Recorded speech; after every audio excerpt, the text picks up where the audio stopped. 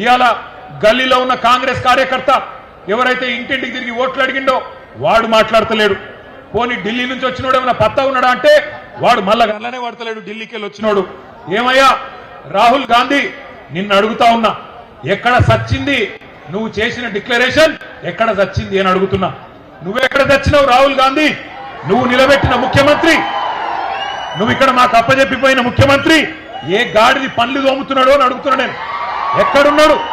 రైతులు అవస్థల్లో ఉంటే ఇలా మక్కలు నిన్న తిరిగిన నేను జనగామల యశ్వంతాపూర్ పోయినా, పర్కాల్లో ఊకలు పోయినా, నర్సంపేట మార్కెట్ యార్డుకు పోయినా రైతులు కళ్ళకెళ్ళి రక్తం గారే పరిస్థితున్నది. అందుకే అంటున్నా నేను బాధతోని, ఎక్కడ దచ్చిండు రాహుల్ గాంధీ? 4 ఏళ్లే రైతు డిక్లరేషన్ అని చెప్పి ప్రభుత్వం వచ్చి 2.5 ఏళ్ళు అయిపోయాయి. ఎక్కడ ఒక్కటన్నా అమలు చేసినవా అని అడుగుతున్నా. ఇంత మోసం చేయొచ్చా రైతును?